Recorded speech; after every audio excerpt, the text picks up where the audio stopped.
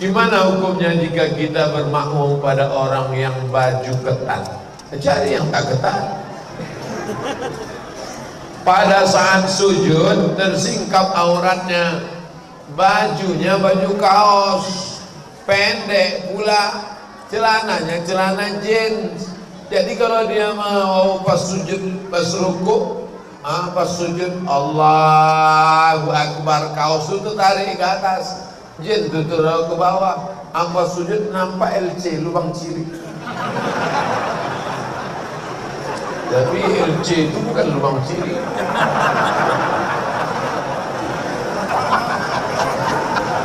Orang yang sholat nampak lubang ciri, sholatnya batal. Maka kalau imamnya batal, makmumnya juga batal. Hai orang-orang yang sholat, panjangkan baju kalian, pakai celana yang panjang ke atas, jangan panjang ke bawah. Nah, pakai ikat pinggang. Kalau kira-kira ruku, ini banyak nih model celana jeans yang mau tanggal ke bawah. Dia yang pakai celana itu, kita pula yang takut lepas. Apa gaya-gaya anak muda ini? Heran saya. Saya dulu perasaan pernah juga muda, tapi tak macam kalian menunjukkan lubang ciri. Syarat sah sholat menutup aurat. Aurat laki-laki dari pusat sampai ke lutut. Kalau terbuka maka sholatnya batal, karena syarat sah sholat. Kalau batal imam, batal juga makmum. Hati-hati berimam semua orang yang terbuka. Mazhab LC dulu. Gimana jika pada saat sholat ada anak perempuan 5 tahun menyentuh kita? 5 tahun tak batal, budak kecil. Emaknya baru batal. Budak kecil 5 tahun. Baik kita yang menyentuh maupun dia menyentuh kita tak batal, karena belum akil balik. Nenek-nenek mau tengok dulu, kalau cantik batal.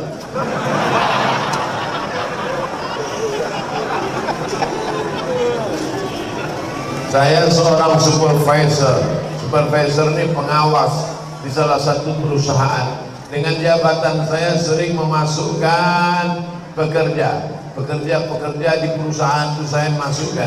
Mereka selalu memberi sesuatu seperti bentuk barang, uang, sebagai ucapan terima kasih. Tapi saya tak mengharapkan itu. Mereka selalu mendesak. Oh, terpaksa lah itu namanya. Pak, ambil duit ini. Saya nggak mau. Saya tak. Mau terus saya jangan goda kami, karena kami mudah tergoda. Jangan kasih saya duit. Ini nomor rekening, transfer aja.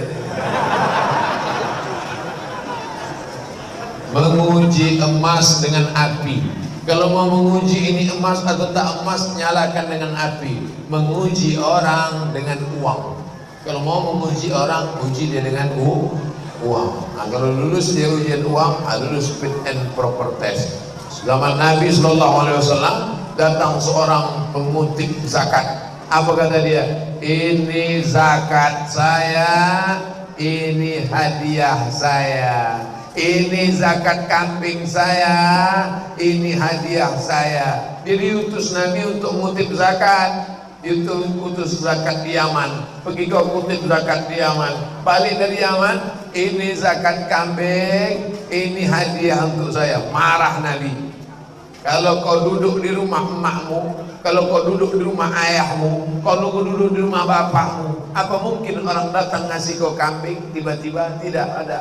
Engkau dapat itu karena jabatan. Sekarang KPK menyebut itu sebagai gratifikasi. Kalau tertangkap sedang serah terima, OTT, operasi tangkap tangan. Oleh sebab itu hati-hati. Makanya dulu ada orang menikah, pejabat menikahkan anaknya, itu dibongkar KPK kotaknya itu, karena tak mungkin kado. Masa kado isinya 1 M? Kado 1 miliar. Mana mungkin orang ngasih nikah hadiah 1 miliar? Itu apa itu? Gratifikasi. Hati-hati. Mudah-mudahan akhirnya apa? Kita tidak lagi Kita tidak lagi objektif menilai pekerjaan. Dulu kalau dia melihat menjadi pengawas, nah ini gak betul nih, ini salah ini, ini tak tepat ini kurang ini, kinerjanya tak betul. Tapi setelah dapat hadiah, ini gimana Pak? Ini sebetulnya tak betul, tapi ya agak-agak betul. Hati-hati dengan gratifikasi. Bagaimana cara membimbing istri yang sering merasa jadi babu dalam rumah tangga? Kenapa kau suruh dia kerja semua? Kalau dia nampak cuci piring, bantulah dia. Piring banyak, bantu agak satu. Bantu satu. Kau bukan babu istriku, cuman kau kebetulan dapat suami yang susah macam mana. Kau doa karena murah-murah rezeki, insyaAllah nanti ku tambah satu lagi untuk menjadi kawan kau. Apa kata kau? Ambilnya pisau tu langsung. Aslinya bapak carikan pembantu untuk menolong dia. Itu hukum aslinya.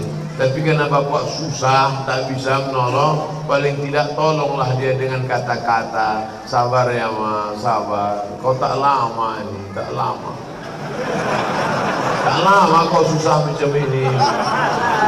Ini udahlah tak bisa mencarikan pembantu, dibuatnya pula macam pembantu, salah sakap sikit aja, bang biru mata, bang merah, gagal, habis gigi. Ustaz Somad itu bini si bulan itu gigi tak ada asli lagi, habis semua. Soal marah sikit, tanggal. Perempuan yang dianiaya macam babu, macam budak ini, maka dia wajib melapor kepada walinya. Ibu-ibu, ibu punya wali 6 orang. Wali ibu ada 6. Pertama ayah, kedua atuk. Entah paham atuk, grandfather. Ayah, atuk, abang, adik, abang ayah, adik ayah, 6 wali. Maka wali tadi memanggil suami brengsek tadi. Brengsek, itu anak gadis kami dulu di rumah itu macam Cinderella, tahu? Pakai sepatu kaca dia dulu di rumah kami. Sekarang sudah nikah sama kau, kenapa cuci piring aja kerja dia? Kenapa masak aja kerja dia? Maka mungkin dihajar. Oleh sebab itu maka kita doakan mudah-mudahan suami-suami ini punya duit banyak, insyaallah. Supaya bisa dia membahagiakan anak yang dulu dikasihnya, dikasih mertuanya dengan menyebut nama Allah Subhanahu wa ta'ala. Saya sudah 11 tahun berumah tangga, belum dapat anak. Mohon doa Ustaz, semoga dapat keturunan yang baik-baik. Malam ini bapak sama ibu yang belum punya anak tahajud. Habis sholat tahajud, sebelum witir sholat hajat. Usolli sunnatal hajat. Tak usah disebutkan hajatnya. Usolli sunnatal hajat. Sudah 11 tahun gak punya anak, ingin punya anak laki-laki, kalau bisa ya Allah lillahi ta'ala. Tak usah. Dalam hati aja. Usolli sunnatal hajat, raka'ataini lillahi ta'ala, Allahu Akbar. Ayatnya bebas, iftitah Fatihah ayat rakaat kedua, Fatihah ayat di sujud terakhir Allahu Akbar. Hadis itulah doa panjang-panjang lama-lama, tapi tak usah diucapkan di mulut, dalam hati saja. Ya Allah, aku ingin punya anak ya Allah. Ngadunya sama Allah, jangan ngadunya di wall Facebook. Aku ingin punya anak. Apa yang kau pikirkan pagi ini? Kata Facebook. Facebook itu kan itu aja kerjanya. Apa yang kau pikirkan pagi ini? Ngadu dia di wall Facebook. Aku sudah 11 tahun nikah nggak punya anak. Datang komen-komen sama aku aja ya. Facebook itu hantu semua isinya. Cuman Facebook yang baik ada juga yang ngajak pengajian. Makanya share lah di dalamnya yang baik-baik. Mudah-mudahan kita semuanya mendapatkan kebaikan dari internet itu, insyaallah. Tapi tetap nanti di akhir majelis kita doakan semua, mudah-mudahan yang belum menikah ditemukan dengan jodoh yang soleh-solehah, yang belum punya anak dikasih anak Allah, anak-anaknya sehat-sehat jadi penghafal Quran. Jangan takut, jangan cemas, Allah bersama orang-orang yang sabar. Innallaha ma'as sabirin. Allah bersama orang yang sabar menantikan kedatangan anak. Untuk seorang suami yang mengatakan aku ingin pisah selamanya melalui WhatsApp, apakah itu termasuk talak Pak Ustaz? Talak terbagi dua. Yang pertama talak sori. Talak sori itu jelas, sori artinya jelas, aku talak kau talak. Talak itu artinya cerai, bukan ditolaknya ke sungai. Talak artinya tolak, pakai bahasa Arab lam tiga tolak.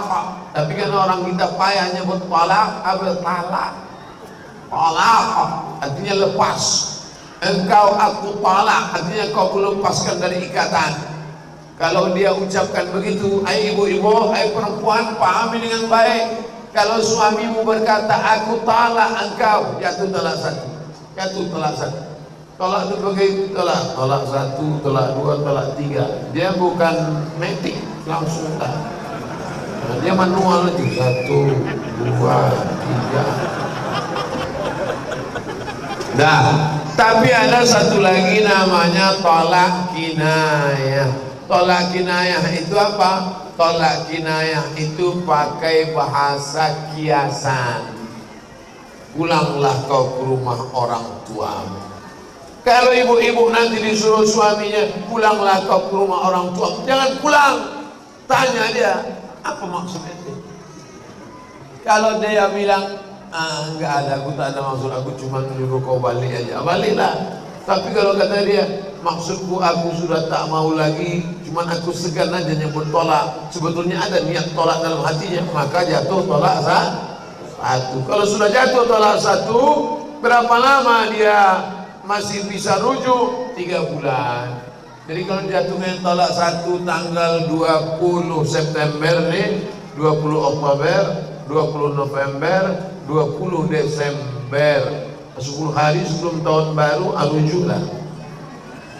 Sebelum habis iddah 3 bulan. Tapi kalau sudah habis iddah 3 bulan, mau rujuk juga, maka mesti akad nikah ulang. Cukup rukun syarat, wali harus ada, saksi ada 2 orang, ada mahar, ada ijab, ada qabul. Diakadkan balik sekali lagi macam pengantin baru dulu. Aku nikahkan engkau dengan anakku dengan mahar sebentuk cincin emas tunai sah. Itu namanya pengantin baru stok lama. Udah jelas? Insya Allah pengajian saya jelas. Ada pun orang yang bilang pengajian saya nggak jelas, tak ada duit beli paket ya, potong-potongnya video. Orang motong ayam, dia motong video. Saya mau nanya Ustaz, gimana hukumnya jika anak tidak menuruti keinginan orang tua? Anak mikir masalah akhirat, kedua orang tuanya dan orang tua mikirkannya dengan urusan dunia. Apa ini? Kita ulang payah kali Pak. Gimana hukumnya jika anak tidak menuruti keinginan orang tua? Anak mikir masalah akhirat untuk kedua orang tuanya. Orang tuanya pula memikir urusan dunia. Memanglah dunia sudah terbalik-balik. Coba tengok.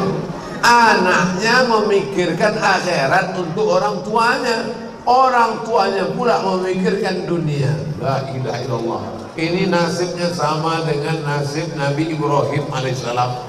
Nabi Ibrahim itu anaknya baik, bapaknya brengsek. Nabi Nuh bapaknya baik, anaknya brengsek. Oleh sebab itu maka kita ingin bapaknya baik, anaknya baik, insyaallah, amin.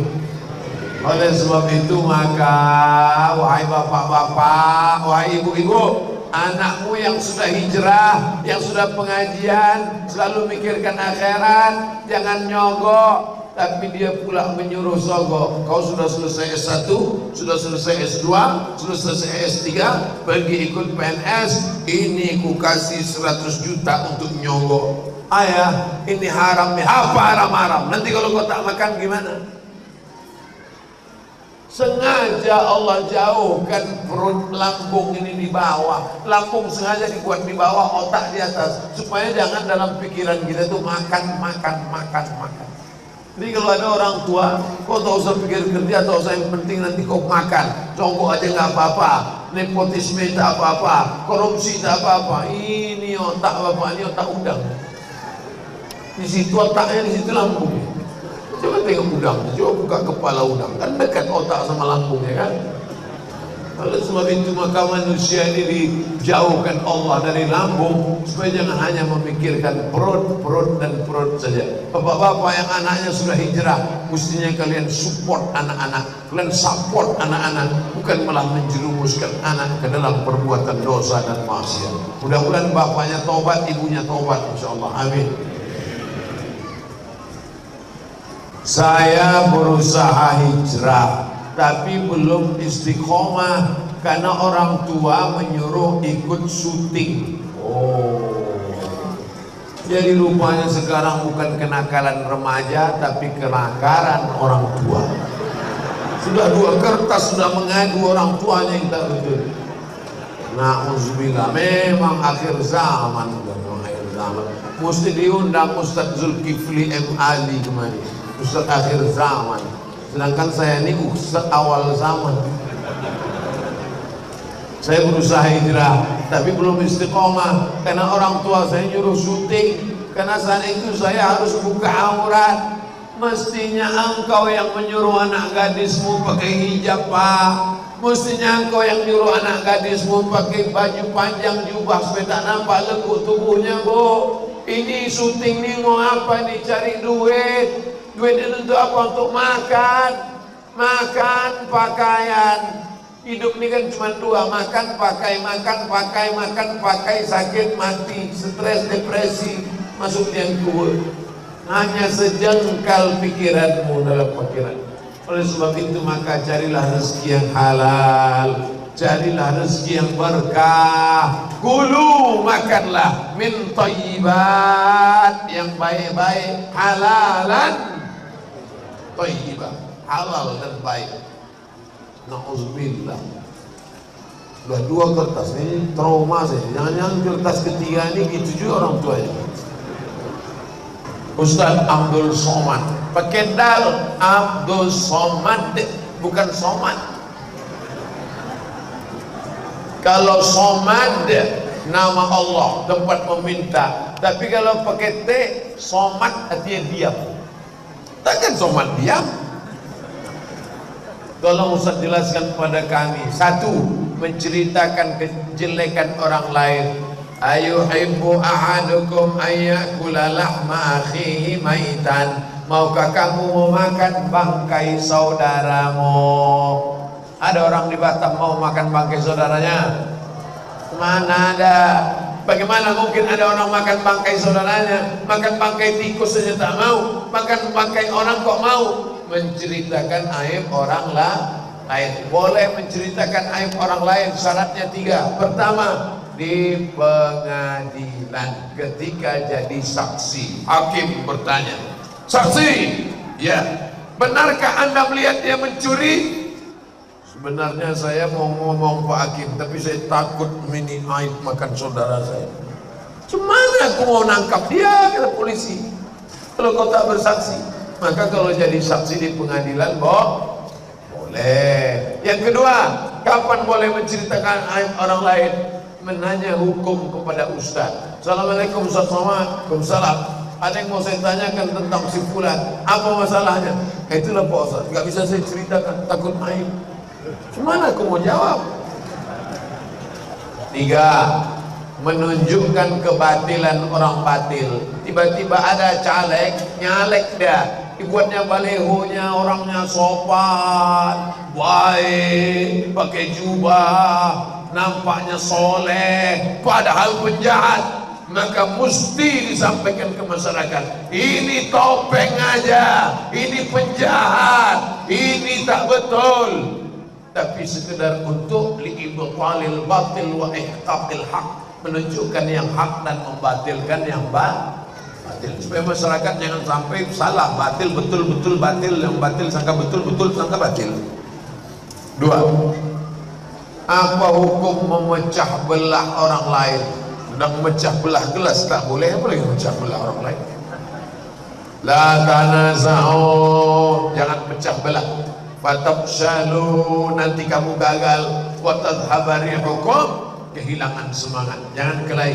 Kalau sudah kelahi, pecah belah, kehilangan semangat. Wa'tasimu bihablillahi jami'an wa la tafarraqu, bersatu padu menolong agama Allah. Nanti kalau ada pengajian terus hadir, Habib fulan datang hadir, pengajian fulan datang hadir, datang.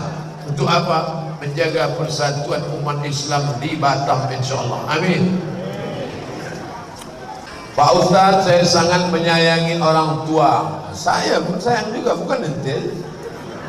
Menyayangi anak, menyayangi suami dan sesama. Yang saya tanyakan, apakah saya salah kalau saya berharap doa dari orang tua, anak, suami dan sesama juga menyayangi saya, dan berharap mereka juga menyayangi saya?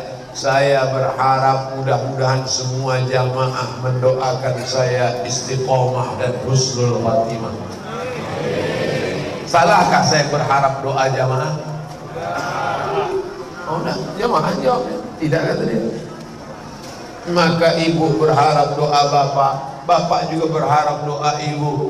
Kita berpisah dari majelis ini, habis dari ini kita tak berjumpa, tapi sebenarnya kita masih tetap bersama, karena bapak ibu selalu mendoakan saya. Apalagi kalau ayatnya pendek, qul huwallahu ahad, Allahus somad. Walaupun bapak sukanya nonton ceramah Ustaz Hadi Hidayat, tapi menyebut nama tetap nama saya kan. Mana pernah ada orang qul huwallahu ahad, Allahu Hadi Hidayat. Saudara yang dimuliakan Allah Subhanahu wa taala. Jadi kita tetap bersama dalam doa. Da'autu lisyafi'i fi salati. Aku mendoakan Imam Syafi'i dalam salatku arba'ina sana. Aku mendoakan Imam Syafi'i 40 tahun. Yang berkata itu siapa? Imam Hambali, Imam Ahmad bin Hanbal. Kampungnya di Baghdad, meninggal 241 Hijrah. Nama kitabnya Musnad Ahmad bin Hanbal. Imam Hambali mendoakan Syafi'i 40 tahun. Mau orang Batam mendoakan saya 40 tahun? Macam sampai aja 40 tahun. Saya tak minta bapak ibu doakan saya 40 tahun, doakan 4 kali aja jadilah. Subuh, zuhur, asar, maghrib, besok. Doakan tak usah banyak-banyak. Ya Allah, matikan Ustaz Somad husnul khatimah. Jangan sekarang, kasihlah sempatan agak-agak berapa bulan lagi. Cepat aja jamaah ini kita mati. Apa hukumnya mau tahu semua urusan orang? Nah, ini biasanya wartawan. Dia mau tahu urusan orang untuk berita. Tapi kalau tidak ada wartawan, bagaimana mungkin kita sampai berita-berita yang baik-baik? Maka wartawan juga bisa menjadikan pekerjaannya sebagai amal. Malam ini tunjukkan majelis pengajian di masjid apa nih? Masjid Baitur Rahman di Batam. Ambil foto dari atas, ambil foto dari luar, tunjukkan pakai drone. Wartawan sedang menyebarkan pengajian, terinspirasi masjid-masjid lain membuat pengajian, mereka pakai pula drone. Maka sudah menjadi amal. Maka ingin tahu kejadian boleh, tapi hanya sekedar menikmati aib, cacat, kekurangan orang lain. Dalam Islam kita diajarkan tuba liman syaghalahu aibuhu an uyubin nas. Kata Nabi, berbahagialah orang yang sibuk memikirkan aibnya, kekurangannya, cacatnya, sehingga dia tak sempat memikirkan ayat orang lain. Ustaz, jika diperkarakan oleh Allah, jika diperkenankan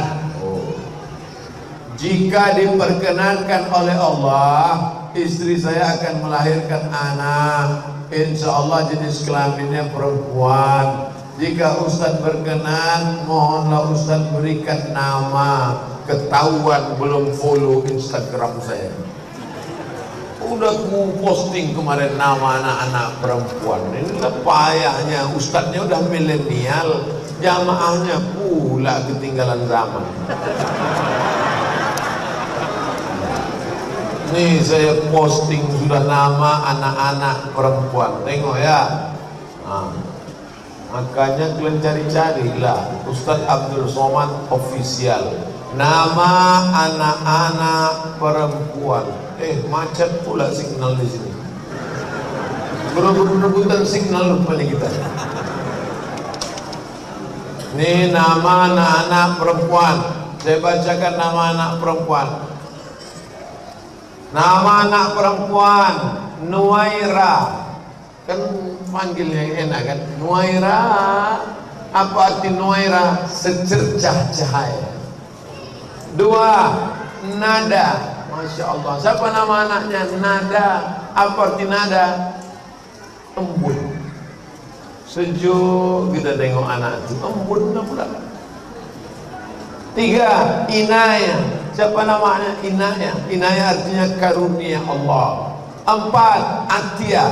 Atiyah artinya anugerah Allah. 5. Adibah. Adibah artinya beradab, berbudi pekerti. 6. Nadira. Siapa namanya? Nadira. Apa artinya? Tiada bandingannya. Anak saya ini Pak Ustaz, tak ada bandingannya. Apanya? Jahatnya. Tak ada bandingan akhlaknya, suaranya, patuhnya, taatnya. 7. Suhaila. Artinya kemudahan. Allah berikan kemudahan dalam hidupnya. Rezekinya mudah, jodohnya mudah, anaknya mudah. Nazifah artinya bersih. Ini anak saya Pak Ustaz. Siapa namanya? Nazifah. Masya Allah. Telinga berkurang. Betul. Naziha. Siapa namanya? Naziha. Ini anak yang terakhir. Siapa namanya? Syifa. Berapa semua anak? 9.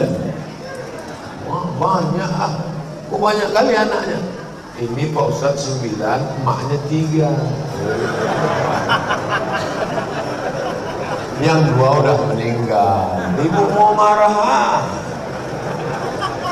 Nah, jelas, udah ada semua. Nama anak laki-laki Pak Ustaz. Anak laki-laki pun udah diposting juga nih. Ini nama anak-anak laki-laki. Udah. Siapa nama anak laki-laki? Pertama, Matin. Keren. Siapa nama anaknya? Matin. Matin artinya strong, kuat. Kalau saya gabung Arab dengan Inggris, mantap. Siapa nama anaknya? Matin strong. 2. Nidal. Siapa nama anaknya? Nidal. Artinya apa? Perjuangan. Mantap. Siapa nama anaknya? Mujtaba. Mujtaba artinya manusia pilihan. Ini ada satu lagi nama anaknya Azka Azkia. Ini gelar Nabi Muhammad. Salamu alaik azkal azkiya. Azka azkiya, tersuci di antara yang suci. Azka azkiya, paling takwa di antara yang takwa. Siapa namanya? Sami. Sami artinya orang agung dan mulia. Siapa namanya? Sumaisi. Sumaisi artinya matahari kecilku.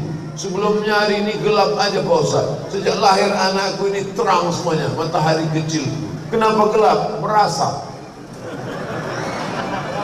Ini nama anaknya siapa? Nujaimi. Nujaimi artinya apa? Bintang kecilku. Ini nama anaknya siapa? Awal Mustaqbal. Keren. Awal Mustaqbal. Harapan masa depan. Ibu pun bangga kalau udah sebut datang. Ini anak saya namanya Awal Mustaqbal. Harapan masa depan. Kalau bapaknya masa lalu. Haidar Ilahi. Ilahi artinya Allah, Tuhan. Haidar singa. Ini siapa anaknya? Singa Allah. Apa beda singa sama anjing? Anjing menggonggong, orang tak takut. Singa diam aja takut. Anaknya mau jadi singa apa jadi anjing? Singa. Ustaz yang ngomongnya anjing-anjing sebut. Ada anjing dalam Quran, anjing Ashabul Kahfi. Lebih baik jadi anjing Ashabul Kahfi menjaga ulama disebut dalam Quran daripada menjadi orang yang mengkhianati ulama. Betul? Takbir. Jangan gara-gara ini balik dari sini semua beli anjing. Saya dari Tembilahan Riau. Wah, inilah jamaah yang paling jauh dengar pengajian. Dari Tembilahan. Sekolah di Ponpes Tajul Alawiyyin Habib Bahar bin Smith. Masya Allah. Saya ingin bertanya, apa benar orang yang bernasab habaib itu nasabnya sampai ke Rasulullah SAW? Siapa yang mengaku habib, maka dia itu punya surat keterangan dari, kalau di Mesir di samping kantor Al-Azhar. Ini Masyihatul Azhar, di samping Al-Azhar ada namanya Naqabatul Alawiyyin, kantor keturunan Alawiyyin, anak daripada cucu cicit Sayyidina Al-Hasan dan Husain. Nabi Muhammad punya anak, turun dari Nabi Muhammad turun Sayyidatuna Fatimah. Fatimah punya anak, turun ke Sayyidina Al-Hasan. Cabang dua Sayyidina Al-Husain. Husain punya anak, itulah dia namanya Zainal Abidin. Zainal Abidin punya anak, namanya Muhammad Al-Baqir. Muhammad Baqir punya anak, namanya Ja'far Shadiq. Ja'far Shadiq punya anak, namanya Musa Al-Kazim. Musa Azim punya anak, namanya Ali Ridha. Sampailah ke bawah-bawah, itulah marga-marga habaib As-Saqqaf. As-Saqqaf. Tapi karena orang Indonesia payah nyebut As-Saqqaf, apa itu? As-Segaf. As-Saqqaf, Al-Haddad, Al-Attas. Artinya Al-Attas. Tapi karena orang Indonesia payah nyebut Al-Attas, siapa itu? Al-Atas. As-Segaf, As-Saqqaf, Al-Haddad, Al-Attas bin Syihab, Habib Rizik bin Syihab, Ibnu Sumail, Habib Bahar bin Sumail. Mereka punya nasab itu sampai minimal, walaupun tak nampak kita nasab, minimal hidungnya mancung. Mengaku Habib Pesi. Soalnya kemarin ada ustaz yang ceramah berkata Habib itu bukan keturunan Rasulullah SAW. Di Indonesia ini ada namanya Persatuan Zuriyat Keturunan Rasulullah SAW. Kantornya di Jakarta. Saya pun hadir dalam majelis itu, walaupun saya tak Habib, tapi saya pencinta Habib. Duduklah kami sama para habaib, termasuk Habib Umar bin Hafiz di Hotel Crown 2 tahun yang lalu. Datanglah satu profesor nanya, gimana Habib kok PKI? Profesor dari Jakarta nanya, Habib, ketua ikatan Habib se-Indonesia namanya Habib bin Smith. Habib, gimana Habib kok PKI? Mana dia? Nih, DN Aidid. Aidid itu marga Habib Al-Aidid. Kok bisa Aidid keturunan Nabi kok PKI? Habib bin Smith senyum. Keturunan Nabi Aidid pakai dal, Al-Aidid. DN Aidid ujungnya pakai apa? Aidid. Rupanya dia dulu waktu kecilnya pernah dipelihara Habib, kemudian lari nyasar sesat ke PKI. Nah itulah dibuatnya ujung namanya DN Aidid. Penyimpangan, dia bukan Habib, bukan keturunan Rasulullah SAW. Lalu kemudian ditanya, Habib, gimana cara mendeteksi dia Habib atau tidak Habib? Cukup kami cek 4 saja, nama kakeknya ke atas. 4, nah itu bisa ketahuan dia Habib tak Habib. Oleh sebab itu maka ada lembaga yang mengatur ini. Kalau tidak maka semaunya saja orang, asal mancung habis. Nauzubillah. Mau dekat menengok Ustaz, aku tengok betul Ustaz tuh. Kenapa di YouTube tuh hitam, di sini putih katanya. Ilaha illallah Muhammadur Rasulullah. Lalu kemudian kata Salman Al-Farisi, inna li jasadika alaika haqqan, badanmu kasih hak, kasih dia makan. Oh, jadi Ustaz Salman ini kurus karena banyak puasa lah ini ya. Saya ini kurus memang takdir. Memang udah begini. Sebanyak apapun saya makan, tak gemuk-gemuk. Dikasih tahu dokter dari Batam, Ustadz Somad, biar agak berwibawa, gemuklah sedikit. Gimana caranya? Caranya Ustadz minum susu kental manis 3 kali sehari. Pagi segelas, siang segelas, malam segelas. Saya belilah 90 saset. Pagi kacau, siang kacau, malam kacau. Kata orang di Jawa, diaduk mas. Di Medan banyak tukang kacau.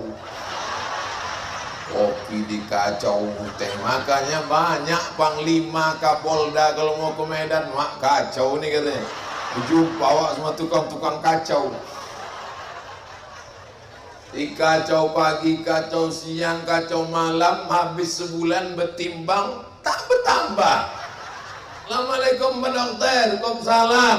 Udah aku kacau 3 kali kacau sehari, kenapa tak bertambah? Berarti udah takdir Pak Ustaz. Terima ajalah Pak Ustaz. Jadi tak usah kita pikirkan cakap orang, selama kita sehat. Ini kadang kalau kita pikirkan cakap orang ini, kurus kita, kok tak dikasih lagi kau makan ya? Gemuk kita, pertumbuhan itu ke atas, bukan ke samping. Mati kita mendengar cakap orang. Yang penting badan kita sehat. Ibu-ibu yang diet makan sebanyak-banyaknya, gas terus. Nanti kalau ada orang mengatai, mengejek, gemuk kali kau, berat kali badan kau, ada dalilnya. فَمَنْ يَعْمَلْ مِثْقَالَ فَأَمَّا مَنْ ثَقُلَتْ مَوَازِينُهُ فَهُوَ فِي عِيشَةٍ رَاضِيَةٍ. Siapa yang berat timbangannya, dialah diridhoi Allah.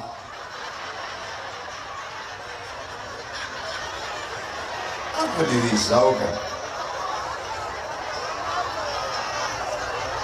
Betul tak terjemah ayat itu? Bapak Ibu yang dimuliakan Allah Subhanahu wa taala. Inna li jasadika alaika haqqan, kasih makan. Inna li ainika alaika haqqan, kasih tidur. Inna li ahlika alaika haqqan, istrimu kasih perhatian. Kalau istri tak diperhatikan suami, dia akan mencari perhatian laki orang. Maka banyaklah bini-bini keluar rumah macam artis, di rumah macam mak lampir. Karena asik mencari perhatian orang. Dipakailah makeup tebal-tebal 2 inci, muka putih, tangan hitam. Itu pun tak ada di Medan. Medan nih, apa ini, lembah bergantung.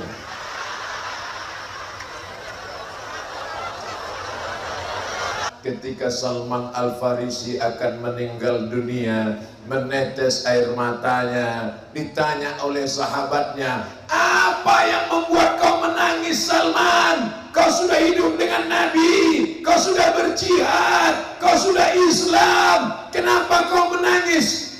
Karena aku diajarkan Nabi hidup di atas di dunia ini cuma numpang lewat, tak boleh ambil banyak-banyak. Aku khawatir aku sudah mengambil lebih dari yang semestinya. Menetes air matanya. Ini menunjukkan kita hidup jangan tamak rakus, mengambil yang bukan hak kita. asal cukup makan pakai selesai, sisanya serahkan ke masjid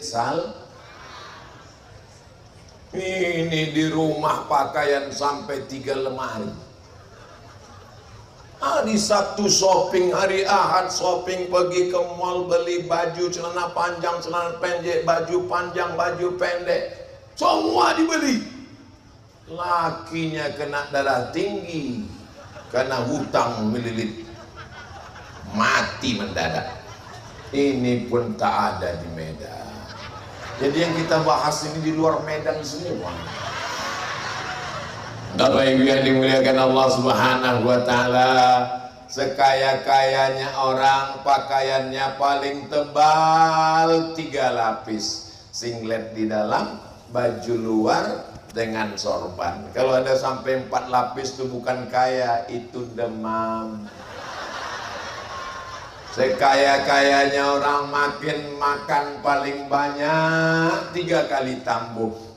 Enaknya tambah lagi, yummy, tambah lagi. Habis itu kalau ada sampai 5 kali tambah berarti usus bocor. Hidup ini hanya sebatas makan pakai baju PNS, pakai baju seragam, pakai baju tentara, pakai baju polisi. Ketika mati semua baju lepas, dipakailah kain yang ujungnya tak berjahit, pinggir tak berjahit. Ibu nanti malam kalau terbangun yang pertama kali pegang ujung, masih berjahit.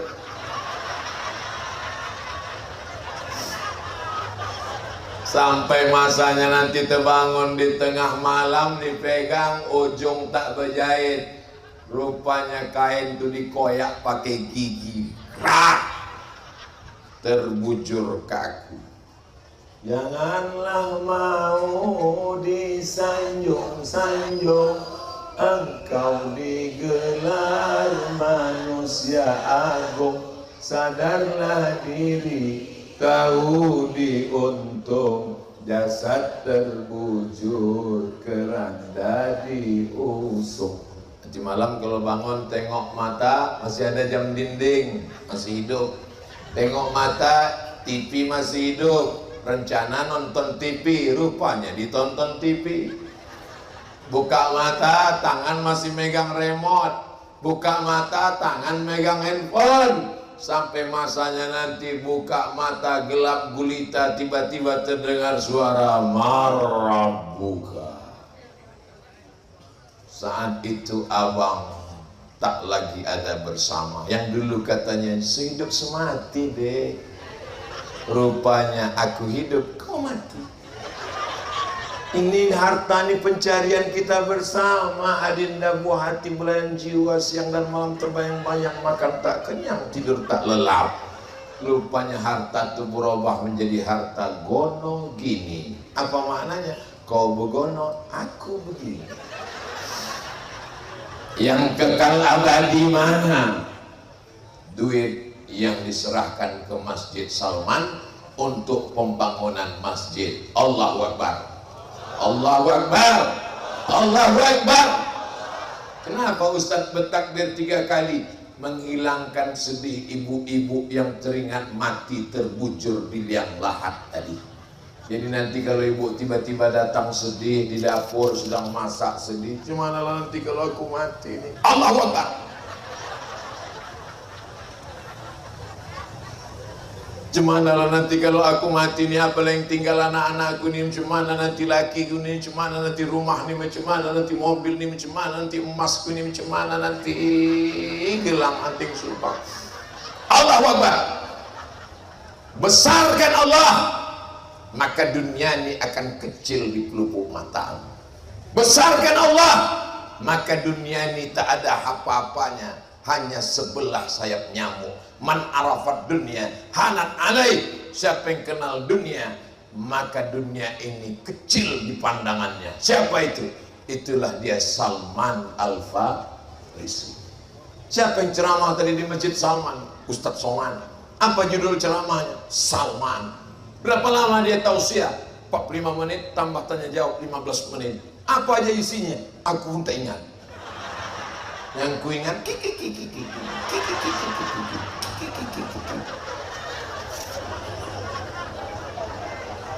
pas setengah 11, 15, tak mungkin jam saya ini bohong.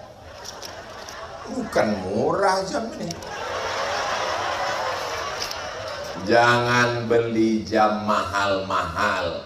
Mau harganya 1 miliar, tugasnya cuman ngasih tahu bahwa ceramah udah habis. Ini orang nih beli jam sikit-sikit. Jam berapa ya? Jam berapa ya? Ustaz Somad ada nengok jam saya tinggal tadi di kamar mandi. Itu harganya 500 juta Pak Ustaz. Yang nanya siapa? Bahagia sekali rasanya bisa berjumpa dengan UAS. Ini bertanya apa curhat?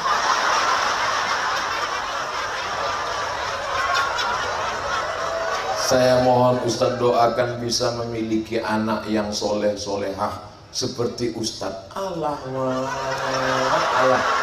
macam aku tak berhenti detak jantung. Nanti kita selesai doa, semoga ya anak-anak kita selamat dari narkoba, selamat dari LGBT, selamat dari zina, selamat dari malapetaka, bencana, musibah dan bahaya. Nanti di akhir majelis semuanya kita doakan. Ustaz Somad doakanlah aku, Ustaz, aku belum punya anak. Pak Ustaz, berapa umur kau? 40 tahun. Mak, kenapa kau belum punya anak 40 tahun? Aku belum berbini Pak Ustaz.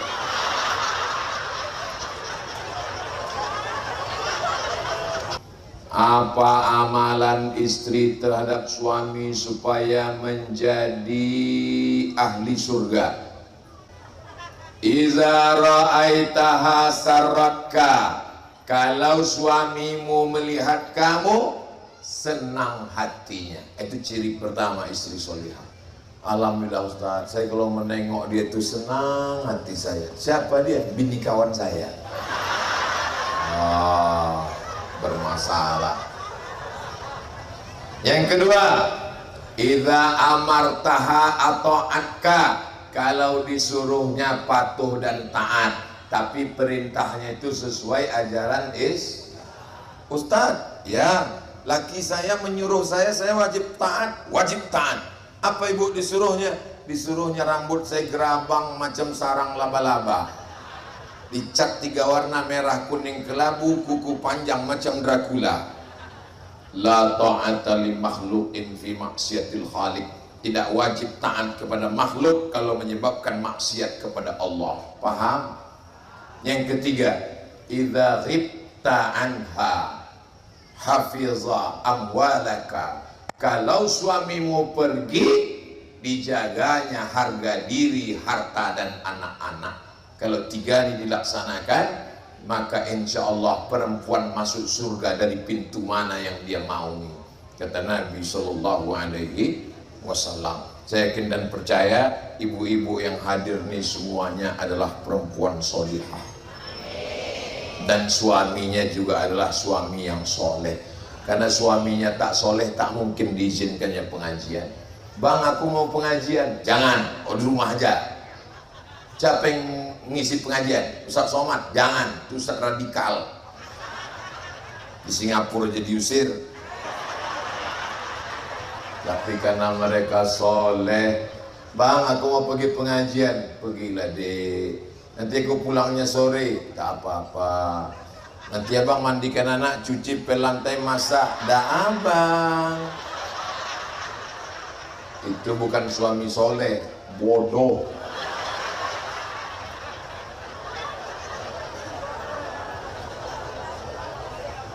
Ustaz Somad, orang tobat nasuhatu, apakah hutang yang lalu seperti sholat dan puasanya lunas? Enak kali. Orang yang tobat, sholatnya diqadha yang lalu-lalu. Habis zuhur nanti, usolli fardhu zuhri 4 raka'atin qadhaan. Habis maghrib, usolli fardhu maghribi 3 raka'atin qadhaan. Habis isya usolli fardal isya'i arba'a raka'atin qada'an. Habis subuh qada, tapi jangan di masjid, pulang ke rumah atau menunggu setelah masuk waktu sholat sunat isra. Satu sholat satu kali, satu sholat habis wajib sekali.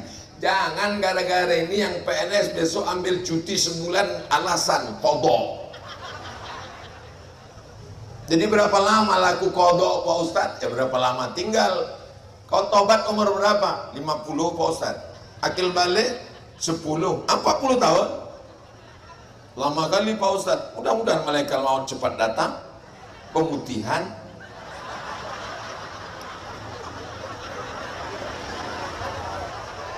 Bagaimana dengan puasa yang tinggal yang lalu-lalu?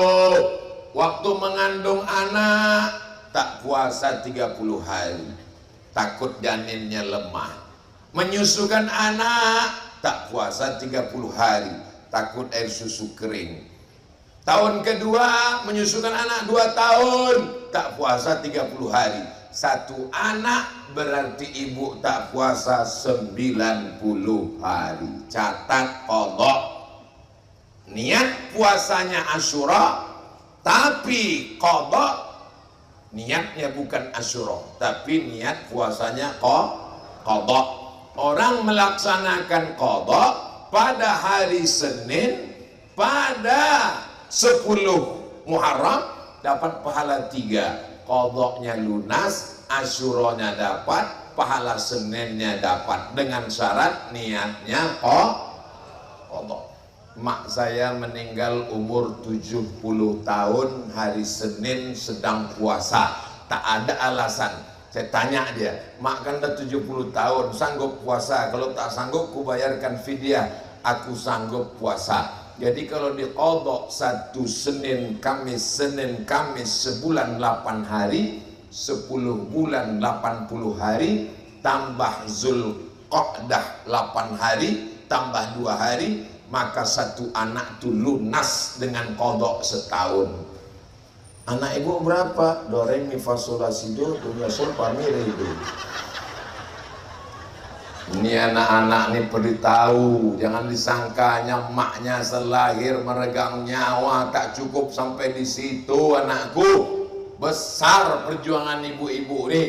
Saya anak pertama, adik saya nomor 2. Saya tanya almarhumah emak saya, mak udah lunas? Udah habis semua, aku puasa Senin Kamis niatnya qadha. Kenapa masih puasa juga lagi? Mudah-mudahan dapat pahala-pahala sunat, banyak dosa di masa muda lalu.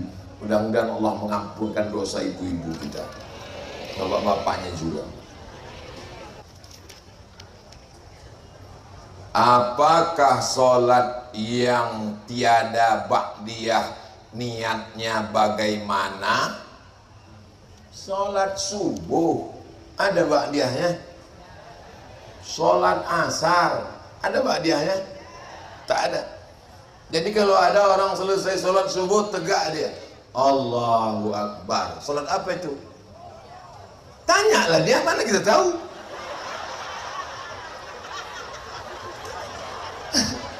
Setelah salam duduk kita penasaran, habis salam tanya, kau sholat apa? Aku tadi masuk ke Masjid Salman terlambat. Pas masuk imam sudah maju. Ada 2 rakaat yang lebih baik daripada dunia seisinya. Kalau tak kulaksanakan hilang. Itulah dia qabliyah subuh. Usolli sunnata subuhi rak'ataini qabliyatan qadha'an. Qadha'an itu mengganti, bukan cuci tangan. Itu qadha'an. Jelas? Tapi sebaiknya ba'diyah qadha'an qabliyah itu dilaksanakan di rumah. Karena kalau di masjid nanti jadi fitnah. Jangan besok ibu buat di Masjid Salman, habis subuh langsung berbisik kawan sebelah. Siapa ini? Sesat. Kenapa dia sesat? Gara-gara ikut ceramah Ustaz Salman. Aku juga yang kena. Kita kan sholat zuhur 4 rakaat, kadang lupa. Jadi Kita melaksanakan sujud sahwi tapi lupa juga. Parah kali kawannya. Inilah yang ada di Medan, tak ada tempat lain. Dan tadi itu tak ada di Medan. Satunya ada.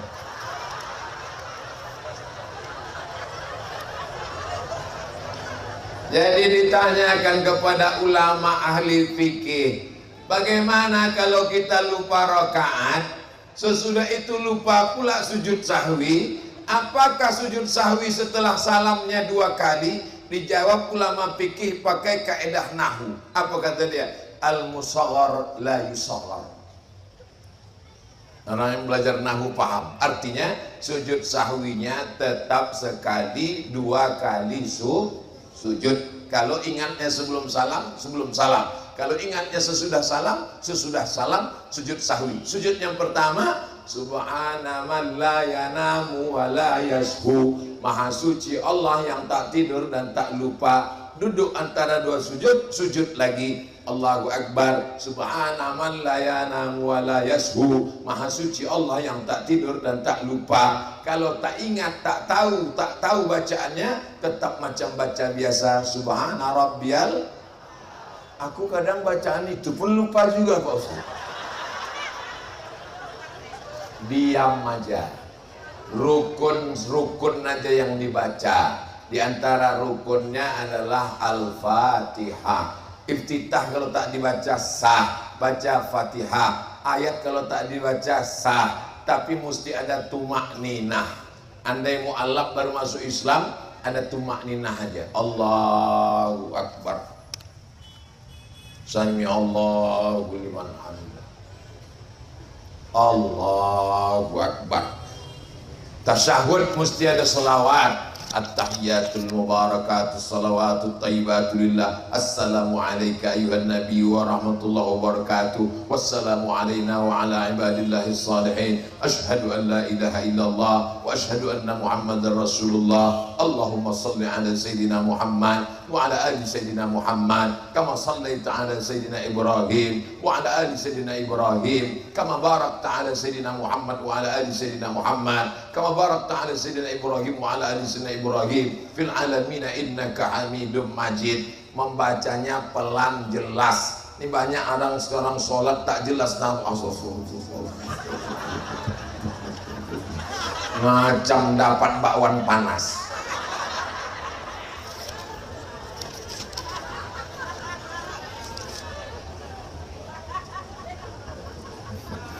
Ada pula ketawa yang terlambat membayangkan bakwan tadi.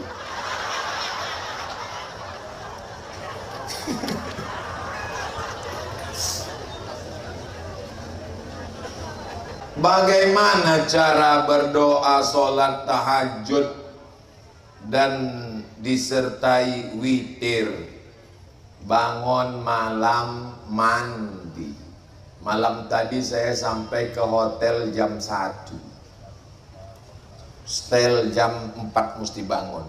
2, 3, 4. 3 jam tidur cukup. Habis itu mandi supaya segar. Setelah mandi, sholat sunat wudu. Usolli sunnatal wudu. Ayatnya terserah.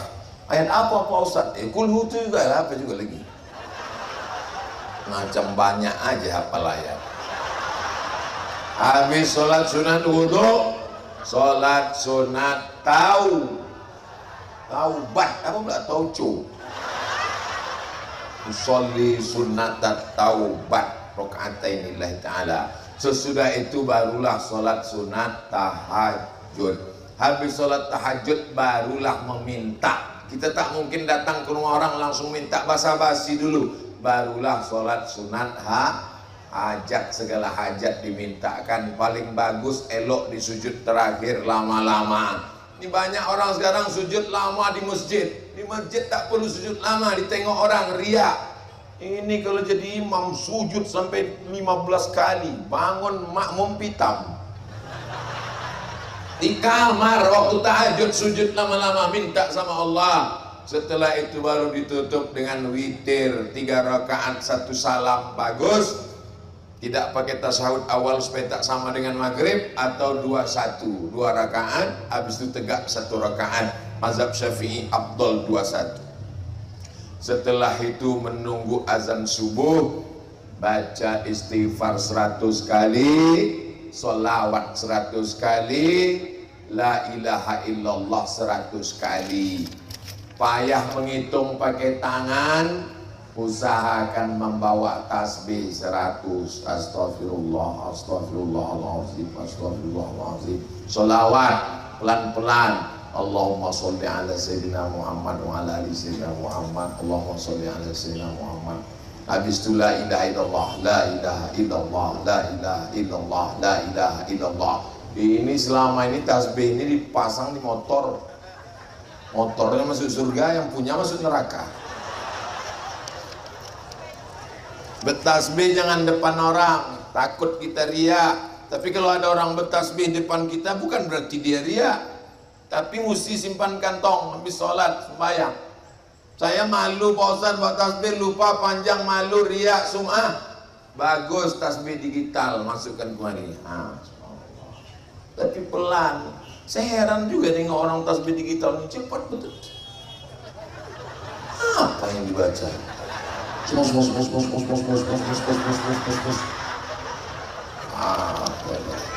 Ini pun tak ada di Medan. Yang ada di Medan cuman yang lupa-lupa tadi itu. Menghadiahkan kepada si mayit membaca Quran untuk orang lain sampai apa tidak Pak Ustaz? Nah, banyak jenazah yang menjawab nih.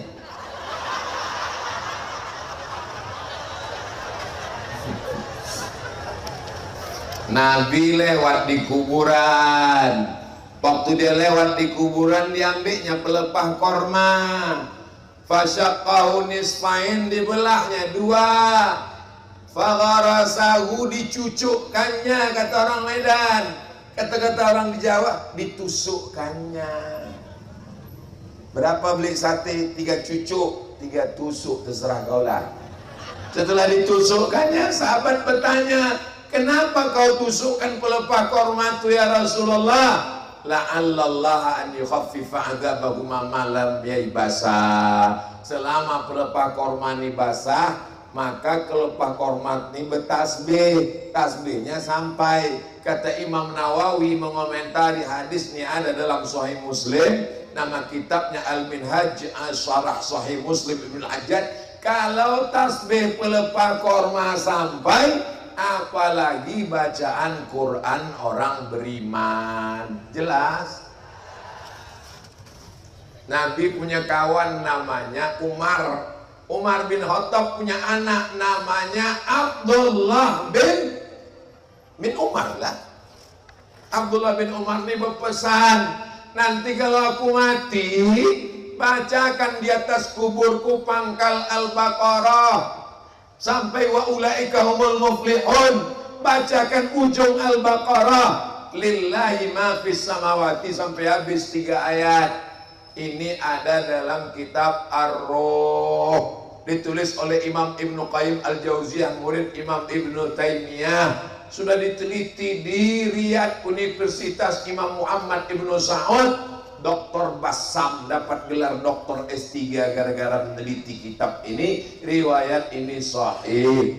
Maka dalam mazhab Syafi'i, kata Imam Nawawi dalam kitab Al-Azkar, wa in khatimul Quran, kalau dikhatamkannya sekhatam Quran 30 juz, fahuwa hasan, paling bagus, elok, mantap 30 juz. Tak sanggup 30 juz, bacakanlah hatinya Quran. Hatinya Quran itu adalah Yasin. Hati Quran tak sanggup, Ummul Quran. Ummul Quran Al-Fatihah. Al-Fatihah pun tak sanggup, pergilah ke Belawan.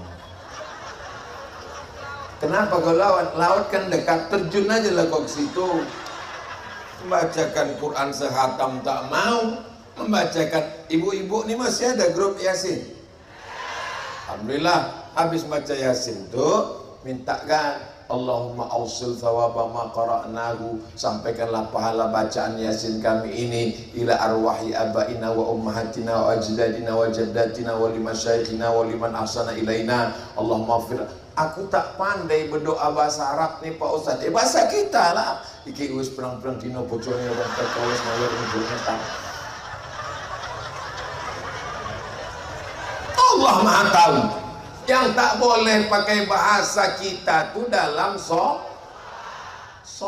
bukan somat. Kalau sholat tak boleh. Yang pula ibu orang Medan pakai bahasa Medan waktu sholat. Inna sholati, my praying, wa mahyaya, my life, wa mamati, my die, lillahi ta'ala, for you, oh my God. Orang Medan ini bahasa Inggrisnya lancar karena makan lontong sayur. Udah tadi pagi. Kami dari pengajian perwiritan Jumat di lingkungan 10 Siti Rejo. Selama ini kita tahu Siti Aisyah, Siti Fatimah. Siti Rejo. Siti Rejo 2 Medan Amplas. Amplas nih kalau saya ingat dulu waktu sekolah di Medan, Amsterdam namanya. Amplas terminal masuk dalam. Puasa Asyura sama puasa Tasu'a tuh harus bergandengan. So puasa Asyura tanpa Tasu'a yang paling elok 3 hari, 9, 10, 11. Tak sanggup 3 hari, 2 hari, 9, 10. Tak sanggup juga 9, 1 hari, 10. Tak juga sanggup cari amal lain. Karena masuk surga bukan cuma dari satu pintu. Ada orang yang masuk surganya dari pintu puasa, namanya Babur Rayyan. Ada yang masuk surganya dari pintu sholat sunat, Babus Sholah. Ada nama pintunya Babus Sodaqah. Ada nama pintu dari Babul Jihad Fisabilillah. Ada pintu yang unik namanya Babul Kaziminal Ghaiz, pintu melawan marah, bukan melawan makan. Bisa dia lawan marah.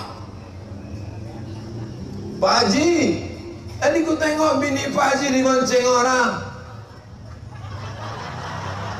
Itu bukan penghuni surga, itu dayus. Tak cemburu kepada anak gadisnya. Mesti marah. Makna marah di sini adalah marah menurut Al-Quran di Sunnah. Yang semestinya dia marah, mampu dia tahan amarah. Mudah-mudahan kita ini termasuk orang yang mampu menahan amarah.